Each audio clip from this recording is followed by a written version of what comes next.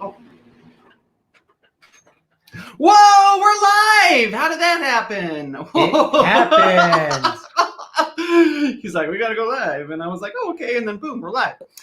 Hi, everybody. I am Sam, and this is... They know who I am. Yeah, but we do our intro, okay?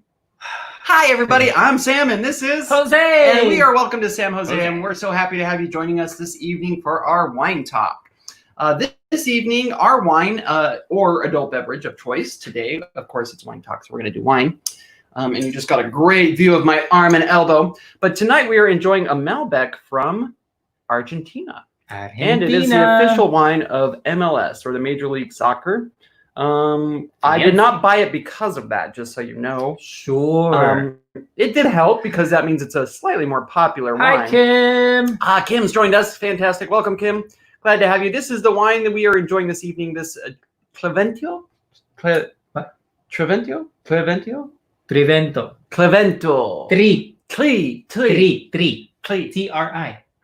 Tri. I'll get it one day, maybe. I don't know. Trivento from Argentina. This is a English boy trying to speak Spanish who took 4 years of French in high school, so I'm not good at that. Yeah, poor me. So this Malbec Trivento is a nice red wine, medium-bodied. Well, I guess it's a slightly heavier than medium-bodied, but as a Malbec, it is have those earthy, nice tones there. On the tannin side, I'm going to go ahead and show you the wine itself. You can see those. Oh, the glass is too dark. It's a nice red color in the light when I look at it. It's a red, a little bit hue of purple. I'm a little off. All right, I see that we have 4 people. Say hi. Say hi. Say hi. Welcome. What are you drinking? What adult beverage? Or if you're drinking water or apple juice, whatever it may be, let us know. Ooh, because I want apple juice. Apple juice is good.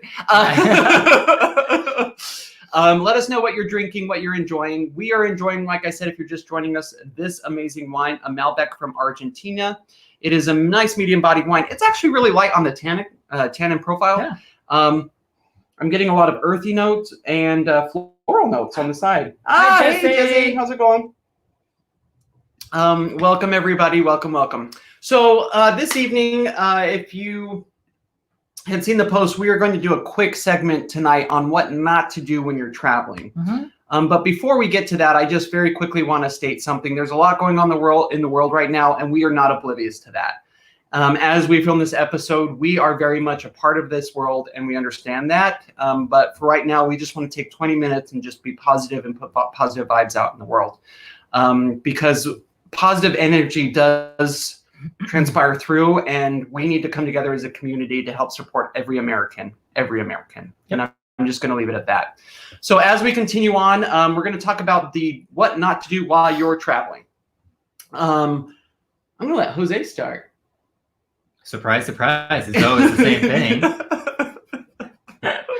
All right. So my first thing that I always tell everybody not to do while traveling, if you're going on a cruise and you're getting off the ship, usually there's going to be some vendors that are like trying to sell you things as you get off the ship. Like you're literally off the ramp and they're like, oh, necklaces, this. Don't buy those. Just keep going.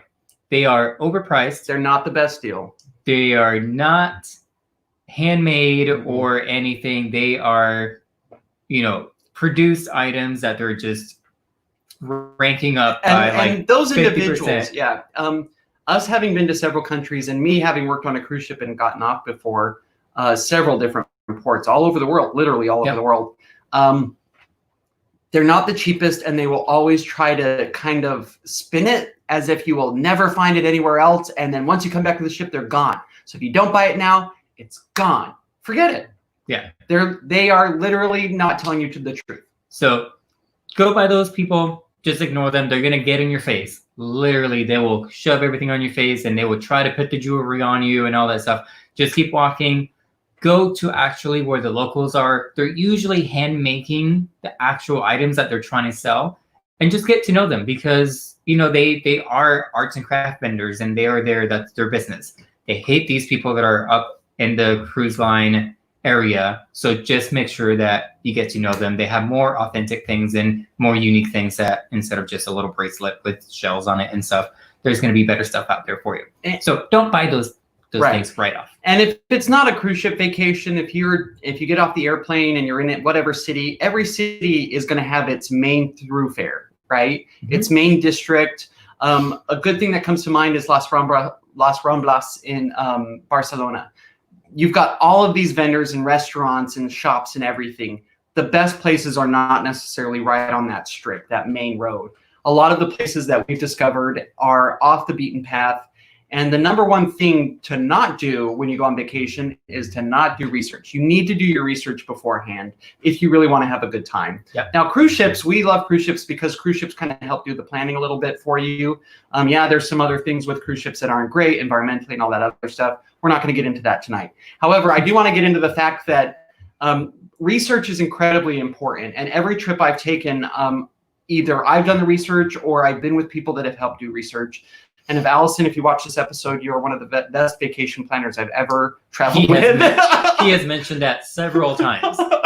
So kudos. I've learned so many things. My friend Allison, she and I have traveled. We went to Scotland, London, England, Ireland, Peru together. And she is incredible with researching and finding these amazing places. So don't travel without doing some research beforehand. And kind of backtracking a little bit to what we were discussing before, as far as those little trinkets that you buy when you get off the ship, don't get those.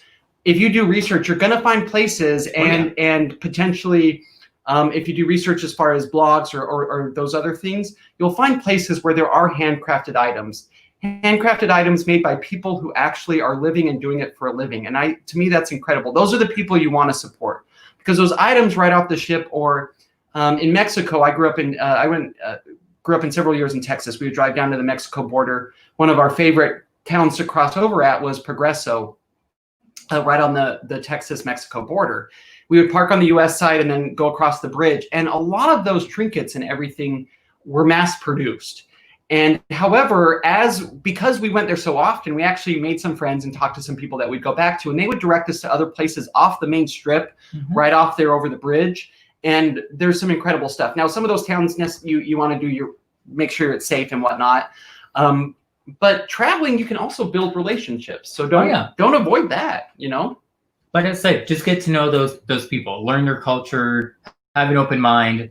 If sometimes they'll even show you how to actually make that item that they're selling, which is a very unique experience. If we actually get to do that, to me, that's the most amazing thing. Like, I learned how to make a basket because this person just was showing us. And they're like, here you go. I'm going to teach you. And those are one of those unique moments that you're going to remember forever. And it was free. Yeah. It's part of the experience. You are traveling. If you travel, hopefully you're doing it for reasons to expand your vision and your worldview and kind of be able to see the world through different lenses, because the power of travel is incredible. The power of travel to be able to connect with other people is absolutely incredible. It changes you. Yes. Another thing I want to bring up is not to do on a vacation is be rude to the locals. Don't be rude to the locals. When we were in Italy, there was a gentleman. We went to this little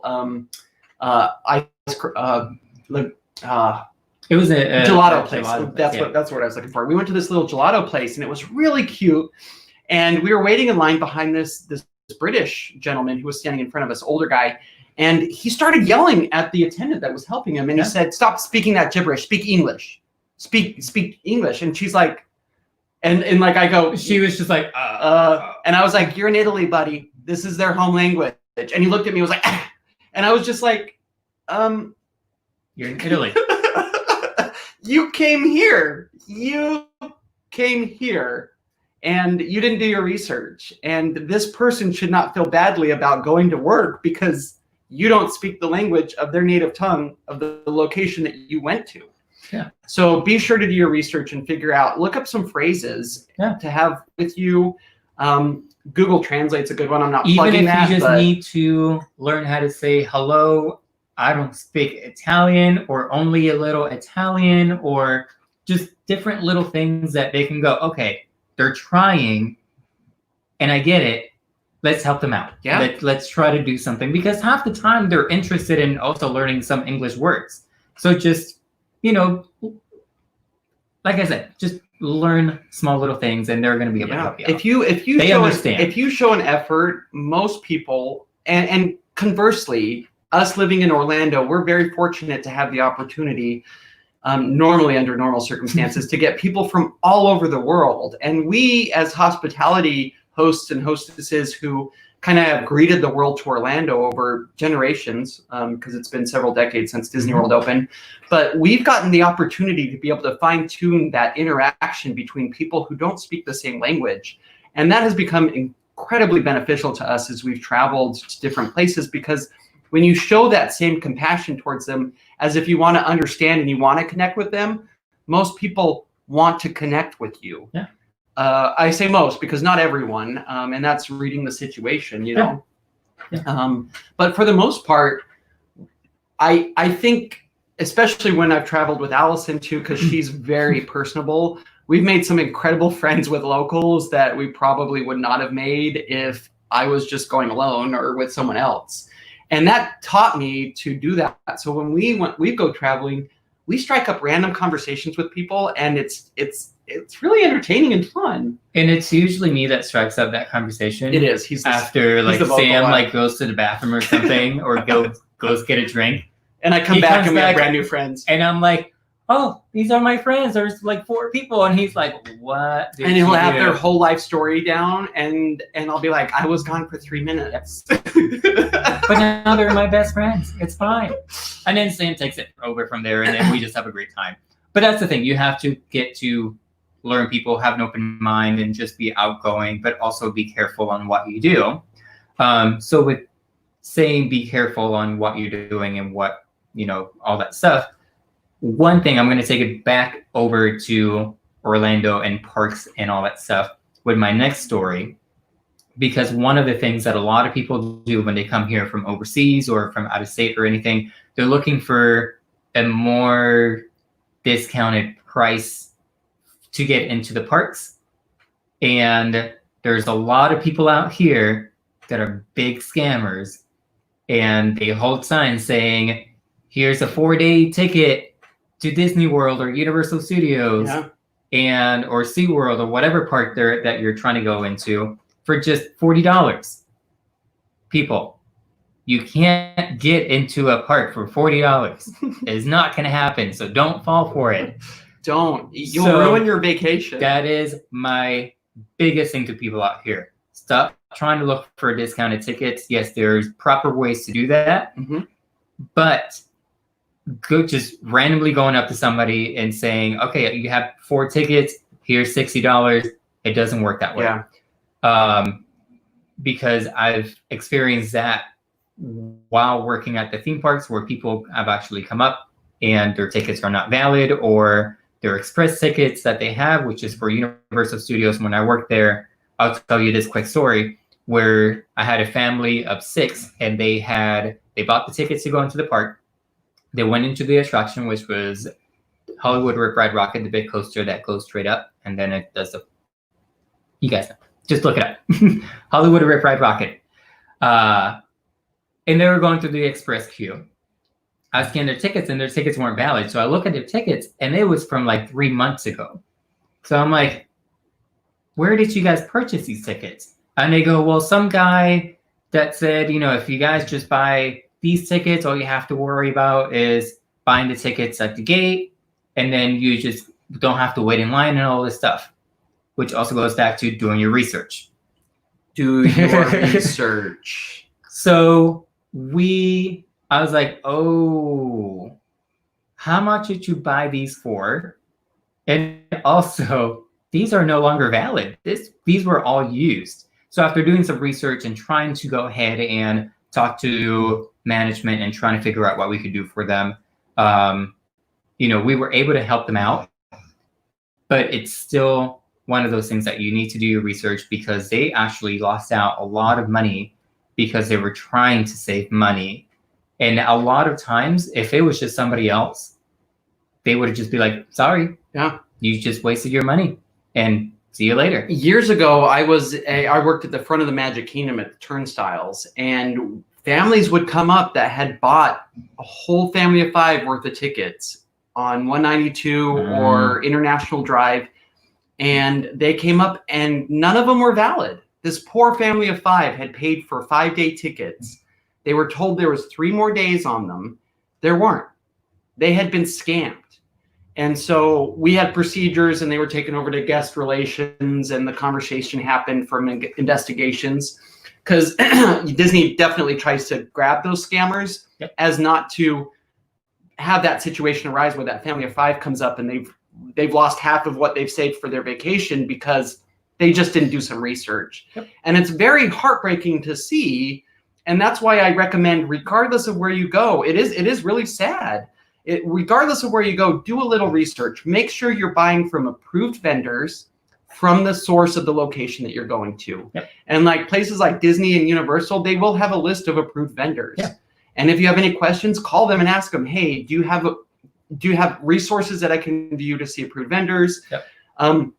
In Orlando, we all know, living here, it seems pretty obvious, but there are millions of people around the world that don't do this, and it happens every day to families all the time, and it's really sad. Not right now, but it will starting the 5th in Universal anyways. So just be careful when you go ahead and purchase those tickets. I always tell people, just go directly with the theme park that you're purchasing those from. Sometimes they have great deals on multiple day tickets. I know it is expensive, and we're trying to save money and trying to be on a budget, but that is the safest way that you can actually enjoy that day stress-free. Just like we book our excursions on cruise ships directly with the cruise ship, because we know that we don't have to worry about any issues coming the day of. We know that we're set, we're on their list, we have our stickers, and we have transportation, without us. And we are going to get back on that ship regardless if we're late or not. And so sometimes the financial difference there is going to make a big difference, because I worked on the Disney Cruise Line for a year, and we left people that took tours and did not make it back to the ship in time. If their tour was not through the cruise ship, we left you, because the whole ship, these 20 or 2,900 people, they're not waiting for you because you decided to rent a car and go off somewhere. They just won't. And I have seen the ship leave as people are on the dock running up, and their stuff's on the ship.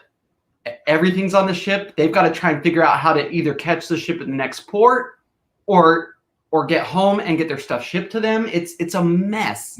And I've seen it firsthand happen, and had relationships with the guest services managers on the ships that had to try and fix these things. And it was very interesting to watch. So please do your research. Please, sometimes a little bit of extra money on the front, it doesn't seem like it's going to be worthwhile, but the consequences, I mean, you can take your chances, absolutely. And we have in certain circumstances where we feel comfortable with it, but you got to be careful. You just gotta, And sometimes even some credit cards will actually let you purchase tickets in advance and like book hotel rooms and car rentals and all that stuff. That's completely okay, because sometimes the credit cards will actually give you insurance on top of that travel insurance that you can purchase, right? Which is fine, but just don't go randomly buying things from people that are not insuring those purchases, or there's no way of contacting them if issues come up or anything like that. So just keep those things in mind. And that's where the research, where the research comes in. A very important thing, hey Denise, welcome. A very important thing to know is when you're planning a vacation, it's a high ticket item. If you buy a brand new computer, a brand new car, a brand new TV, or something of that high ticket price, you do your research. You want to find the best of the line, the best for your price range, and figure that out. And a vacation, because there's so many intricate parts to it, it takes a little bit more planning for a successful vacation. Now, if you want a spontaneous one, yes, sure. But do a little bit of research so you know where to contact or who to get in touch with, or local offerings that if you do want to be spontaneous, at least you're doing it in a smart way. So, another thing I want to bring up really quickly is don't fall for scams. If you travel, everywhere you go, people will prey on tourists. And this kind of expands on those false ticket locations here in Orlando, but especially overseas. And some examples that I've seen personally, when I worked on the cruise ship in Naples, there was a guy who was selling iPhones. And this was 2011. And he would show you the iPhone and the case and everything. And he'd be like, oh, okay, well, let me just put it back I'm going to put it in a bag for you. And he'd put the case back in the phone and put it in a bag. And then the person would walk away. And when they got wherever they were and they'd open it up, the phone wasn't in the box. The guy just had a whole bunch of iPhone boxes. And he was ripping people off hundreds and hundreds of dollars because they'd be like, oh, this $900 iPhone is only $100. All he had to do was get a box. And that's fairly easy to do. Question: did they I know this is probably a question that you guys have because I always think about all these things. Did did they just here you go and then they walked away? No, it was in a bag and everything, and then they give it to you and be like, you have a great day. But the people didn't come back to that same location. No, they would walk away after that. Once they had scammed somebody. They vacate. You can't find them. Yeah. Okay. That's what I was asking. Yeah. I was like, did they just leave that location? Another good example of a scam that I haven't witnessed personally, but my friend who is a stage manager on the cruise ship has witnessed, and he told me about. In Rome, he actually saw it was a duo pair, and one of the guys had a little white liquid in his mouth, and he'd go up behind someone and spit on their back or something, so it looked like bird poop, like a bird had pooped on him.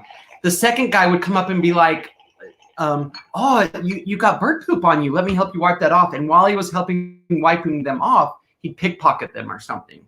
So you just have to be aware of your surroundings and do your research. So please don't fall for scams. If it sounds too good to be true, for the most part, it probably is. It just probably is. Yep. So just be considerate of that as you plan these vacations and trips, because you're there for escapism. You're there to step out of your daily life, the stresses, and just have a little bit of a reboot. And if you get yourself in a stressful situation, then when you get back to the real world and your real life, it's just compounded. And that's rough. So a little bit of work on the front end can definitely help you through that vacation. And we're not trying to scare you while you're traveling. It's just to make sure that you're aware of what is happening around you in case anything like that happens. I have a lot of expensive equipment that I carry around. I carry around with me that I'm always afraid of, somebody just walking by and snatching off my shoulders or anything. So I actually have a random bag that doesn't even look like a tourist bag or anything that I wrap around me, it sits across me, and that bag actually sits in front of me. And then my camera is actually strapped twice around my wrist, and it's still sitting in front of me as we're walking by all these people. So there's there's nothing that they could really grab without me being pulled with and me being able to pull back, or, and if I see anybody that's kind of keeping an eye on me, I always look around me to see what's happening. And if I go, I don't feel too comfortable, I back away from that situation and we go somewhere else. It's just, they know if you're paying attention and they'll leave you alone. So make sure that you're, aware of what's happening around you. I know there's a lot of great landmarks and things that you want to capture, and there's all these things, but they're also watching you as a tourist that you're not paying attention. And this is where those stories that they're like, I had a horrible time here, my camera got stolen and all this stuff, is because they weren't paying attention. Yeah, you definitely want to pay attention and do your research beforehand so you know what potentially could come up. Another really good thing that I want to mention is when you travel outside of the United States, and this is incredibly important, don't compare it to the United States. You have traveled to another country for a reason. You want to get away from what you know so that you can explore new worlds. If not, why are you going overseas? Why would you do it? Why would you go to South America if you don't if you think if you're going to come back and complain, why did you go? Yeah. Why did you go? And I think an important thing to note is when I went to Peru, I went to Lima. Lima has about 9 million people. It's an incredibly large city. And I was incredibly impressed with some of the ways in the infrastructure that they came up to manage things. They couldn't afford a railway, so they had the mass transit was a bus lane in the middle of the freeway, dedicated bus lane just as if it was a train, but they couldn't afford all the tracks and everything. So all they had to do was put down the pavement, which was already there. And then they had a dedicated bus lane. I thought that was fascinating. All of the intersections, all of the lights count down. So you know exactly. Mm-hmm. And it was in Cuzco too, because we hiked Machu Picchu. So we did some acclimating in Cuzco. And so those were the two cities I went into in Peru, and every intersection I saw, if you were driving towards that intersection, you knew exactly when it was going to go red. And I was like, that's amazing. Yeah. So instead of looking down at like the crossing signal when it like turns from the hand, from the walking guy to hand, and you're like, oh, I got like a second before the light changes, it counted down, and you could make, and people didn't abuse it either. I didn't see any of these people rushing the intersections. There was little things that I saw that were incredible. And this was Peru. I was amazed by Peru. And there were some people that I think that would look at those same environments and be like, oh, they're dirty, or they're too squashed in and everything. Yeah. But I was more amazed with their solutions that they came up with the problems that they had and the environment that they're in, which is so different from ours. And another thing is, like, you can't compare it. People. Yep. The people in Peru and some of the places I've traveled that are some of the most incredible people. Allison and her brother, we went to a bar one night when we were in Lima, and we met some random people, and we were just chatting, and you build some really cool friendships and relationships when you just come up with random conversations with people randomly, and you don't want to miss that. You don't want to miss those connections, because those are the memories you're going to live with, and they're really great. We still have those stories. Yeah. And in addition to some of the things that you like discover while you're in those places, when we were going to Machu Picchu, there's this whole entire new highway that they built. Chichen Itza. What did I say? Machu Picchu? Oh, Yeah. Sorry. Mexico, Chichen Itza, not Peru, Machu Picchu. I have Machu Picchu in my mind because I've been trying to get plans to go over there. So hopefully I want to take him. So Chichen Itza, my bad. On the way that we were going over there, there's just this whole entire highway that they built brand new just to get over there, and it's about 2.5 hours to get over to the actual landmark. And from Playa del Carmen, that's where we left from. And one of the things that I loved, it was that you're cutting through all of this like nature, and there's just trees before it, by you. And the one thing that I noticed is like all these like birds and like colorful birds and all stuff, and I was like, wow, that's really like pretty, that's amazing. And then there's these like rope bridges that they have across every like 2 miles, and somebody was like, what are those for? In my mind, I already knew what those were for, but he's like, it's for the monkeys so they can cross safely and we don't have to worry about hitting them or anything. And to me, that was the most amazing thing, that even though they built this long road through this forest, they still took the time to think about nature, so animals can just cross by and we don't affect them at all. That was amazing. That's one of the things that I fell in love with, and that's, you know, those are those questions that you need to ask. I had something else and I just forgot that you were talking about. There's so many things that it's amazing. And another thing, as far as doing research and whatnot, you don't want to miss hidden gems. Earlier when I said get off the beaten path a little bit, you do want to do your research, because you don't want to just wander into scary places of town, but or wherever you're at. Sometimes that's fun, depending on where you are. It is. Another good example of not missing the hidden gems, or just taking opportunities as they come to you. My friend Allison and I, when we were in Edinburgh in Scotland, this is just a funny story. I know. I feel like every story is like that he says with Allison. I'm like, I'm so jealous. I wish I was there. we weren't together yet, no. and I was able to take it. We went to a lot of places in Europe I'd been already that he hadn't been, and I was like, you gotta see him, you gotta see him. And he was like, I don't want to go somewhere you've already been. And I'm like, it doesn't matter, you gotta see it. And it was so much fun. Allison, we got to make a trip together. Yeah, absolutely. But we were in Edinburgh, and it was a cool day. I mean, we had gone it was, I guess, September-ish. So it was a cool day in Edinburgh. And we did the hike up on the mountain that overlooks the city. And I can't remember the name of it. But when we came down, I was like, I need some warm tea or something. I just got to warm up. And I was a little tired. So we were walking down one of the streets, and and I was like, oh, let's just find a cafe or whatever. We'll just grab some tea. And we were looking at a place, and we walked by, and she goes, what do you think the birthplace of Harry Potter means? And I said, I don't know. Let's go check it out. It was the Elephant Bar, where she wrote the first book of Harry Potter, J.K. Rowling's.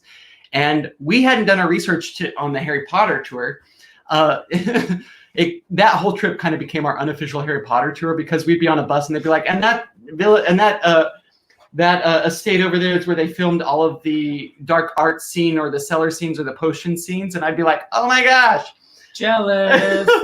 But the Elephant Bar, we walked in there and I just didn't know what to expect. And you've got the bathrooms where everybody's written their little notes to J.K. Rowling's, and they have the picture of her visiting there. And out in the back room where we sat and had tea, you could see Edinburgh Castle, which was prominent to her, J.K. Rowling's, as far as her inspiration for Hogwarts. And it was, if we hadn't just taken a step off the beaten path, we never would have seen it. We just never would have seen it. And so we got to have tea and a little snack in this cafe where J.K. Rowling's wrote the first Harry Potter book by happenstance a little bit. And that was just kind of really cool. It was really cool. So again, this whole episode has been things to not do or don't do when traveling. And a lot of it will help you ensure that you have an incredible vacation, incredible memories. And when you come back from your vacation, you're reset and ready to look at the world through new eyes because you've been traveling, right? Yeah. And just absorb it and jump back into life. I mean, it does change you when you travel and get to experience a new culture, a new way of living, and all that stuff. Because I was so inspired by all the tour guides that we actually met and talked to when we were in Europe, that I came back and I was like, I just want to help every single person that visits, and they have no idea what we're talking about. Like they're just like, oh, we were coming from this country or we're coming from here, and I'm like, come on, I just want to help you. Let me give you all the info. It's great. It's amazing because I for once was in that situation where I just wanted to learn more, and I knew their hunger to get that knowledge and learn and experience and remember, and that they wanted to tell their families afterwards of, we went to this place and this kid was amazing and he did this, just like we're telling you guys now. It is a chain reaction. You want to keep that positive thing. You want to let them know what you're doing. You want to create that positive interaction and just great experience. I mean, that's all it takes. And it's really doesn't take that much. It's really easy to make somebody's trip, go from it was all right to it was amazing. It was amazing. Yeah. So, so that wraps up this episode of Welcome to San Jose Wine Talk. Thank you for joining us tonight. Real quick before we go, I want to show you again the wine that we enjoyed tonight. We've been drinking, Jose's going to say it for me so I don't stumble upon it. Trivento, a Malbec from Argentina, which is the official wine of MLS. We do support Orlando City. We need to go to a game soon, hopefully, when they start doing those again. One more thing before we leave you tonight. Jose, just one last thing. It's been scrolling on the bottom of the screen right down there for you. We are doing a giveaway until... Has it closed already? Or no, it's going to be closing Monday. So at some point Monday, I haven't actually given it a time. So right before our wine talk starts, that's when it's going to close. But I'm giving away a 20 by 30 size poster. It's kind of big to fit in of here. the Diagon Alley Dragon on top of the Green Dots Bank. Here at Universal Orlando Studios. Universal Studios Orlando. Universal Studios Florida. There we go. The Universal Orlando Resort. That's what I was going for. But that photo was taken by Jose, Jacob Brenna's photography right here, and edited and everything for him, for you, or whoever's going to win. So please, now to get that, what you have to do is go ahead and share one of our videos from YouTube for Welcome to San Jose. Share it, and then go ahead and... well, first you have to subscribe to our YouTube channel. Oh, yeah, if you haven't. There we go. I'll let him explain it. Come on, Tim. So I'm going to drink my wine. First, you have to subscribe to our YouTube channel, and then pick one of your favorite videos from our channel. There's so many videos that we actually uploaded. And actually, we got over 100 subscribers. Oh, yeah, this week we reached 100 subscribers! We're actually really excited about that. So thank you guys for all of the support and for subscribing and all that stuff. It means the world to us. It's clearly you can see. We actually got that email on Wednesday, and I didn't see it until today. And I was like, I'm sorry. what? Because he just like read it and was like, okay, cool, hold on. And I was like, I've been waiting for this email. And Haley, the wine is great. But so yeah, all you have to do is subscribe to our YouTube channel, share one of your favorite videos on Facebook. So from our channel, just share it on your Facebook timeline, and just make sure that you either tag us on your post or just mention us in the comments so we know that you shared that. And then that's all you have to do. And then on Monday, we're going to be announcing the winner at 8 o'clock. Well, during our wine talk, we'll announce it. I don't know what time, if it's going to be before or after wine talk. It's going to be either way. You got to join us. But you got to join. You got to be there. Thanks, Denise. I appreciate it. So yeah, so subscribe, share your favorite video, and just tag us. That is it. Welcome to Sam Jose. It's very. And then this will be in the mail for you. Yeah. Again, that is a great big poster of the dragon on top Green Dots Bake at Diagon Alley. If you're a fan, you'll definitely enjoy it. Thank you so much for joining us this evening. I'm Sam. And I'm Jose. And we are welcome to Sam Jose. You have an amazing weekend. Stay safe out there, guys. Love ya.